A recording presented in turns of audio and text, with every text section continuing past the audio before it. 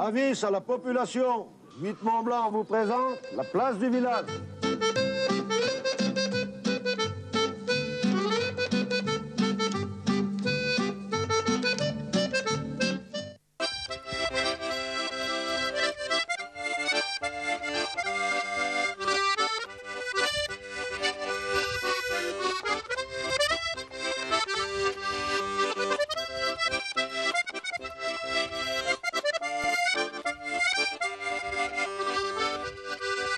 Madame, Monsieur, bonjour. Une émission de la place du village étonnante. Un bon conseil, restez avec nous. Elle sera consacrée à la musique, elle sera consacrée à une belle voix, la voix d'une chanteuse qui va nous interpréter des morceaux de Barbara. Et pour cette émission, nous sommes au cœur du Chablais, dans la commune la plus centrale du Chablais. Nous sommes à Bellevaux.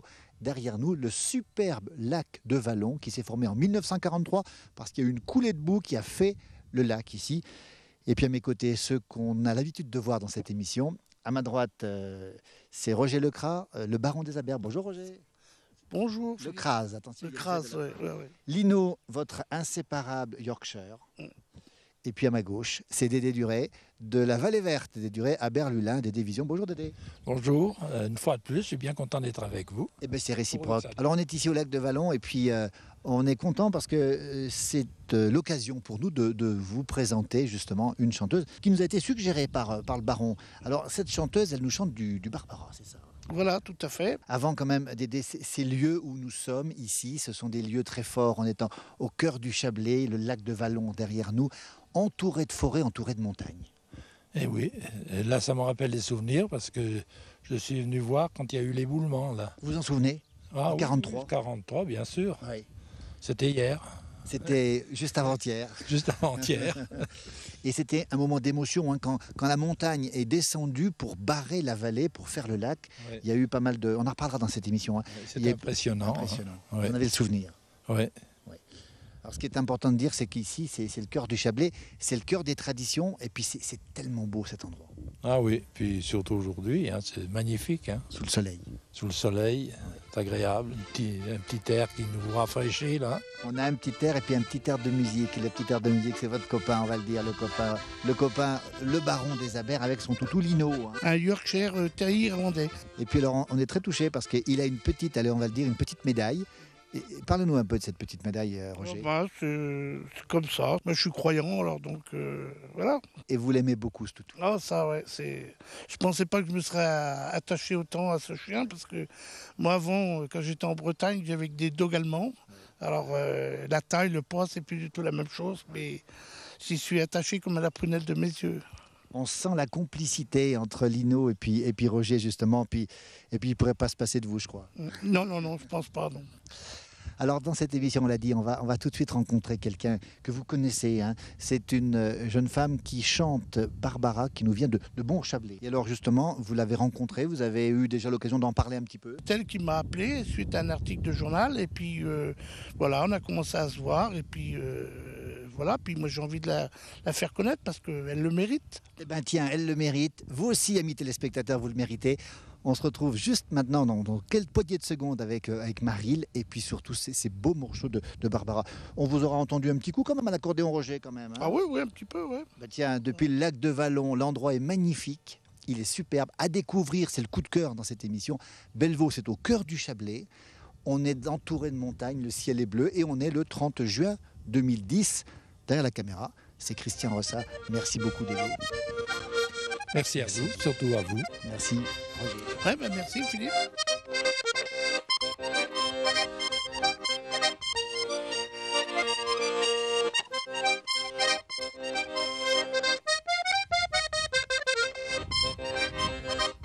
On est toujours au bord du lac de Vallon, cet endroit merveilleux. Les fleurs sont présentes partout. C'est l'été, on est dans les plus longues de l'année. Et puis on a la chance j'ai la chance en tout cas d'être à côté de Maryl. Bonjour Maryl. Bonjour Philippe. Est-ce que l'endroit vous plaît? Ah, c'est magnifique, c'est bouleversant. C'est la pleine émotion quand on est dans un lieu pareil. Oui. Maryl, vous habitez à Bon-Chablais, dans le Chablais, pas très loin d'ici finalement. Absolument, oui, depuis 27 ans environ. On l'a dit, vous êtes une passionnée, une amoureuse. Vous vivez dans la peau de Barbara.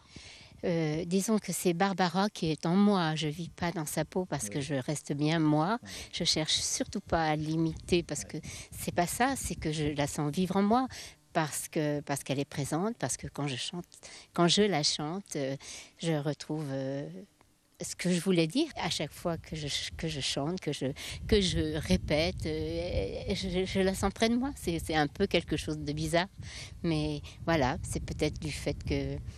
Enfin, je ne sais pas s'il y a du fait, mais d'avoir été petit rat à Mogador quelques années après elle, donc elle était dans la grande pièce des choristes et danseuses, je crois que c'était en 1947, où elle était choriste, donc elle était rentrée dans une opérette Violette Impériale.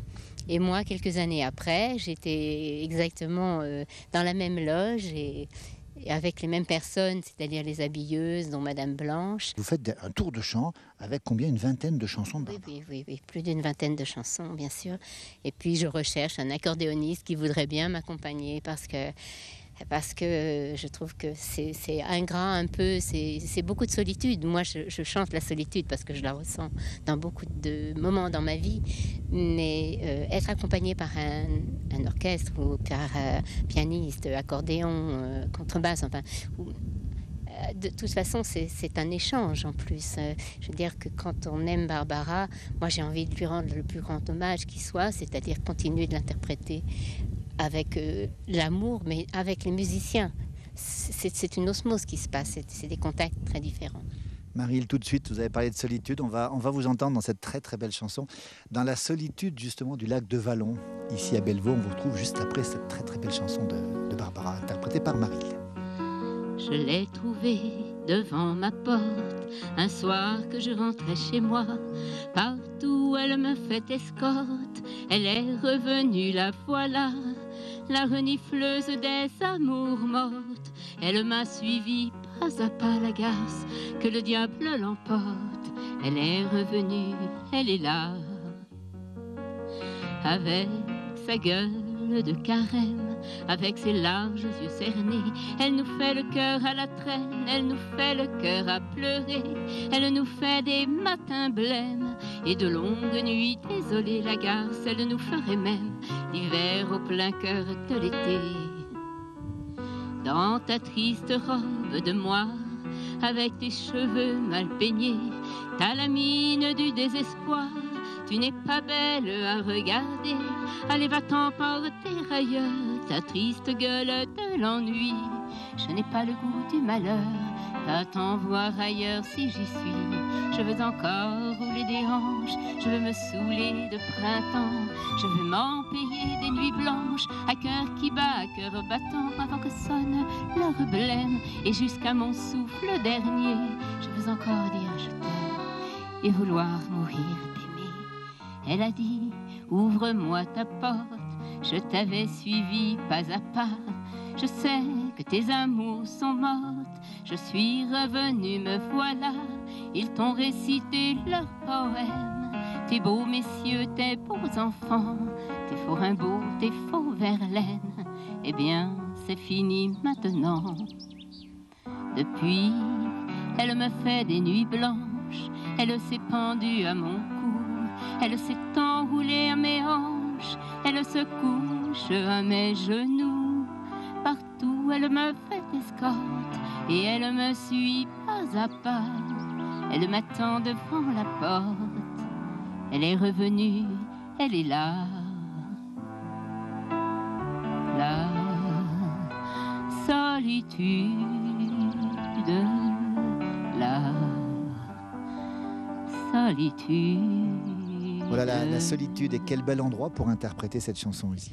Ah, magnifique, ça ne m'était pas arrivé vraiment. Alors dans un endroit pareil, Vous aimez la montagne? Oh, j'adore la montagne. D'ailleurs, je suis née dans l'Indre en fait, à Issoudun, et je me souviens qu'enfant, dans les écoles, ils disaient aux enfants, vous préféreriez partir en colonie à la mer ou à la montagne? Et tout le monde disait la mer. Et moi, j'avais choisi la montagne. Mais voilà, en fait, moi, la montagne, j'adore. On sent l'émotion, on sent la passion de cette montagne. Vous savez ce qu'on va faire? On va retrouver maintenant deux personnes qui vont nous parler de ce lac de Vallon, de la formation et puis de ce qu'on appelle l'indivision autour. C'est 1000 hectares qui sont gérés par 243 personnes. C'est assez unique, c'est même, on va dire, une exception, c'est même la plus grande indivision en France. On les retrouve, c'est Roger Ménet et Claude Morand. Et puis juste après, on vous entendra, puis à la fin de l'émission, l'aigle noir, on n'en dit pas plus.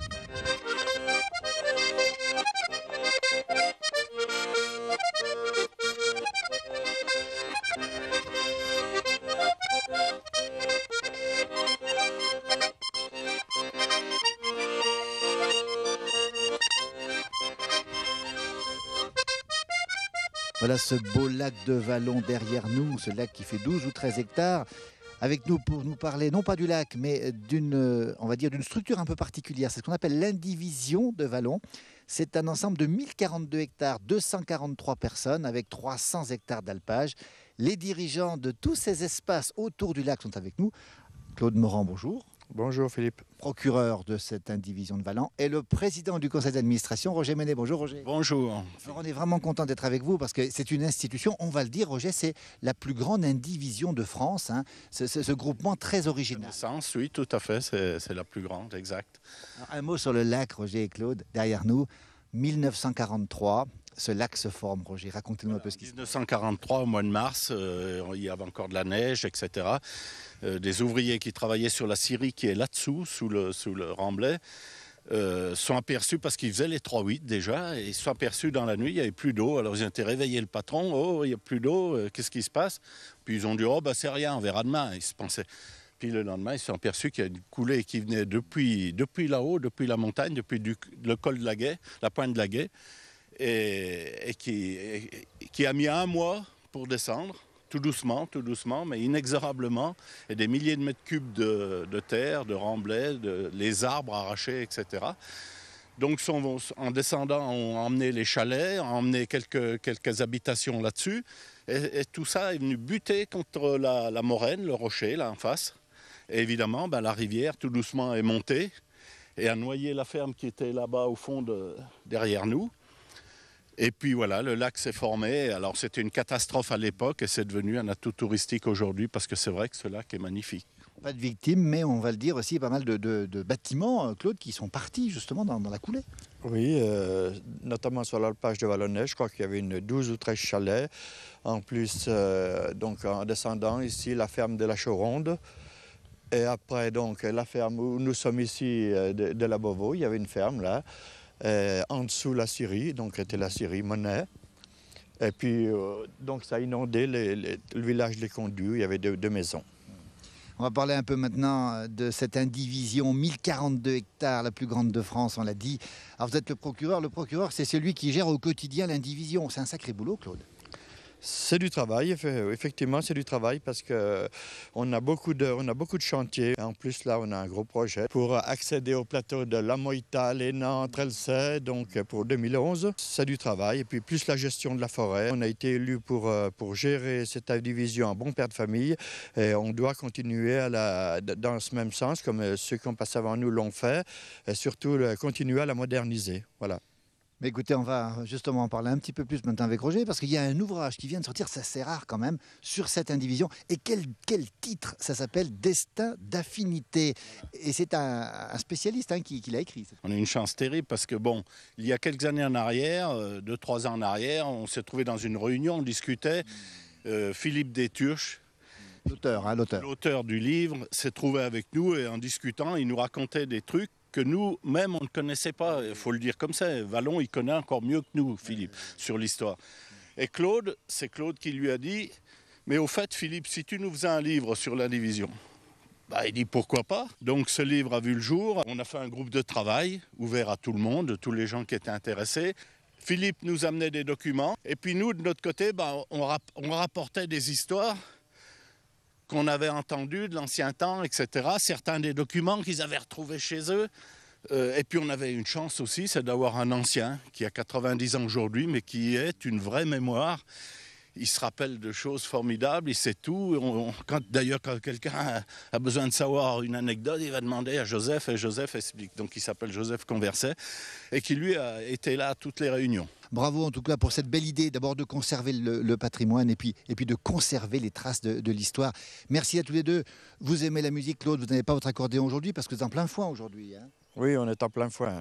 Puis bon, 30 juin 2010, on le rappelle. ça sera pour la prochaine fois. Eh bien, une prochaine fois. Et puis de la musique, il y en a dans cette émission. On va retrouver justement ceux qui rendent encore plus belles nos montagnes. L'endroit est magnifique, Claude et Roger. Ici, le lac est absolument superbe. Les montagnes sont magnifiques. Votre indivision, quel beau paysage vous avez. Vous avez beaucoup de chance tous les deux. Merci beaucoup. Merci pour ce que vous faites en tout cas. Et à très bientôt. Merci. Merci Philippe. Merci. Merci la 8 Mont Blanc. Merci.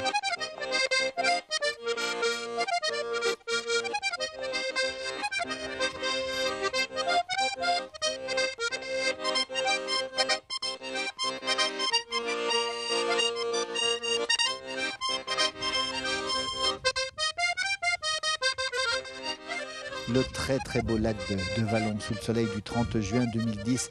Un superbe endroit, on vous conseille de venir. Venez ici dans ce cœur du Chablais, ça se mérite. Le lac est magnifique, la montagne aussi. On est sous le charme, c'est pas Maryl qui dira le contraire. Maryl, quand vous chantez, Barbara, vous pensez à quoi? Vous êtes un peu ailleurs, vous êtes entraînée? Presque, c'est peut-être bien le mot. Je suis entraînée et je suis un peu ailleurs. D'ailleurs, c'est vrai que quelquefois, c'est presque irréel. Ça, c'est vrai, c'est vous qui relevez ça. C'est vrai. C'est un peu comme si j'étais un autre ailleurs.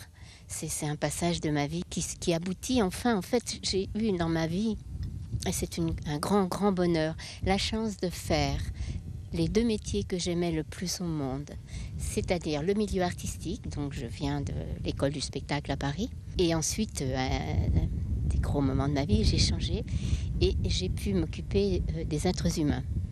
Et c'est-à-dire enfin pouvoir rentrer dans un hôpital pour travailler, en milieu gériatrie d'ailleurs, puisque j'ai fait presque 16 ans à l'hôpital de gériatrie de Genève. Vous avez aussi, alors danseuse, on l'a dit, chanteuse, vous êtes peintre, vous êtes sculpteuse aussi, quel talent. On a vu là des peintures, un peu Douanier-Rousseau, un petit peu art naïf si j'ose dire. Là aussi c'est un peu cette sensibilité qui s'exprime au travers de vos peintures. Alors là, c'est une autre sensibilité. Le regard des gens sur mes toiles, c'est toujours quelque chose de super parce que c'est beau. C'est pas seulement ce que c'est beau, c'est ce que ça apporte de bonheur parce que c'est simple, parce que c'est naïf. Vous avez beaucoup de talent, beaucoup de talent, Marie. On n'a qu'une envie, c'est de vous entendre à nouveau. Göttingen, on n'en dit pas plus. On se retrouve juste après pour finir déjà, malheureusement, cette émission à la place du village. Ce n'est pas la Seine. Ce n'est pas le bois de Vincennes, mais c'est bien joli tout de même. Göttingen à Göttingen, pas de quai et pas de rengaine, qui se lamente et qui se traîne, mais l'amour y fleurit quand même. À Göttingen, ils savent mieux que nous, je pense, l'histoire de nos rois de France, Hermann, Peter, Edgar et Hans, à Göttingen. Et que personne ne s'offense, mais les contes de notre enfance, il était une fois commence à Göttingen. Bien sûr, nous avons la Seine, et puis notre bois de Vincennes, mais Dieu que les roses sont belles. À Göttingen, nous avons nos matins blêmes et l'âme grise de Verlaine. C'est la mélancolie même à Göttingen. Quand ils ne savent rien nous dire, ils restent là à nous sourire. Mais nous les comprenons quand même, les enfants blonds de Göttingen. Et que personne ne s'étonne, et que les autres me pardonnent, mais les enfants ce sont les mêmes, à Paris ou à Göttingen, au fait que jamais ne revienne le temps du sang et de la haine, car il y a des gens que j'aime, à Göttingen,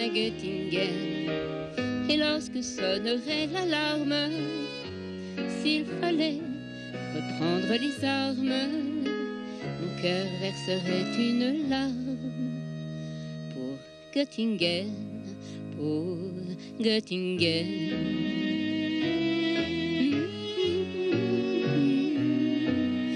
bien jolie tout de même. À Göttingen, à Göttingen. Et lorsque sonnerait l'alarme, s'il fallait reprendre les armes, mon cœur verserait une larme pour Göttingen, pour Göttingen. Voilà Göttingen, qu'est-ce que c'est beau dans ce beau décor du lac de Vallon. On a les montagnes autour, on a le roc d'Enfer à l'horizon. C'est la plus belle montagne du centre du Chablais, le roc d'Enfer juste à côté. Et puis on retrouve tout le monde pour finir cette émission, juste avant d'entendre dans un instant justement l'Aigle Noir. Dédé, vous aimez Barbara, vous? Ah oui. Et puis le fond de ces chansons, c'est de la chanson. Il y a quelque chose. Hein. Oui. Alors on va justement demander à Maryl si on peut la retrouver pour des concerts par exemple. Bon, c'est me donner mon téléphone. Eh bien, allons-y, tiens, pour le portable. 06 25 77 55 80. C'est mon numéro de portable, voilà. Donc vous pouvez la contacter, une vingtaine de chansons de Barbara pour votre tour de chant. Tout à fait, mais si j'ai des musiciens, là je peux faire encore plus, parce que j'en connais encore plus. Le baron, est-ce qu'il pourrait faire l'affaire, le baron accordéoniste officiel de Maryl? Je pose la question. Ouais, ce serait faisable. Bien sûr que c'est faisable, tout est faisable, mais c'est beaucoup de travail et c'est assez complexe à faire. Mais c'est quand même Barbara qui nous aura réunis, puis fait connaître, puisque c'est parce que je cherchais un accordéoniste et que j'ai vu. Ouais, c'est vrai. Voilà, donc j'ai dit allô. En tout cas, on a été ravis de vous connaître. On est sous le charme aussi de ce que vous chantez, justement. On espère vous retrouver bientôt sur une scène, en Pays de Savoie. On vous le souhaite en tout cas. Merci encore au baron de nous avoir accompagnés, parce que quand on vient dans ce beau Chablais, on a souvent le baron. Oui. Alors, je profite de l'émission avec un ami dont Gardonnet qui joue bombarde, billou, flûte irlandaise et compagnie.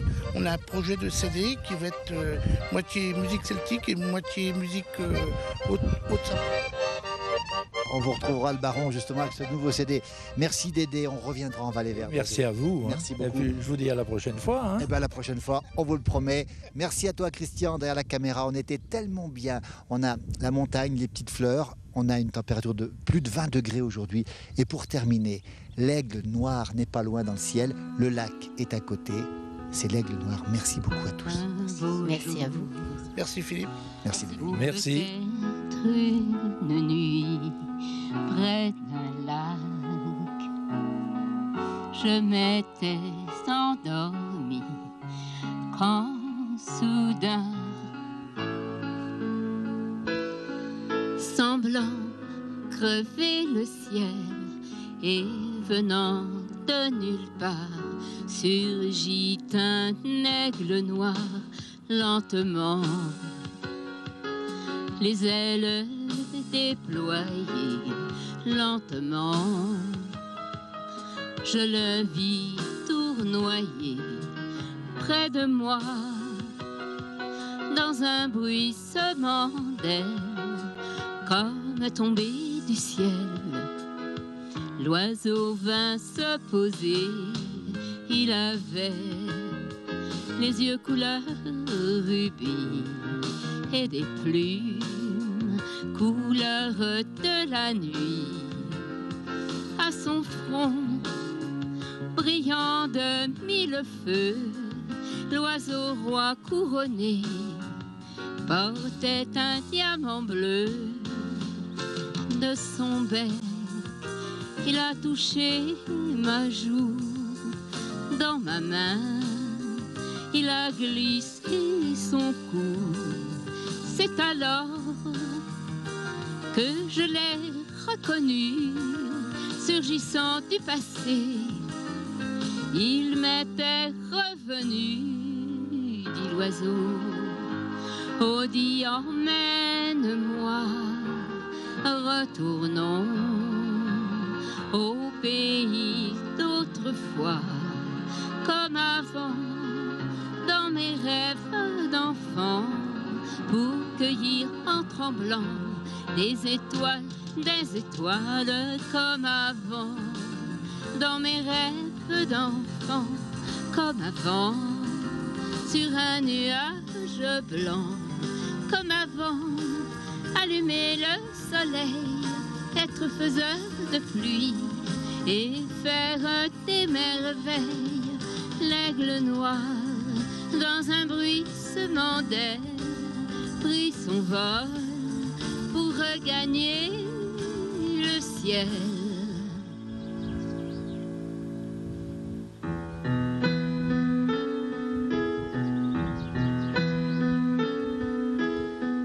Un beau jour,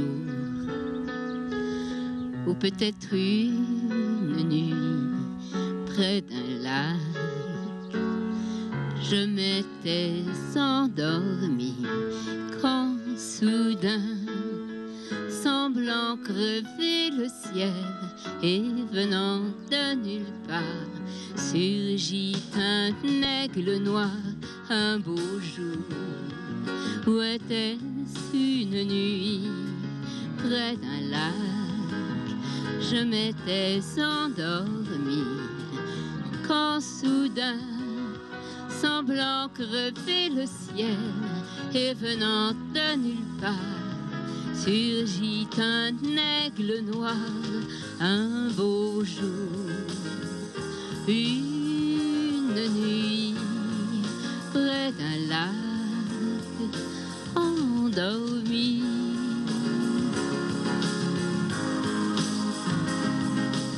Il venait de nulle part, il surgit l'aigle noir.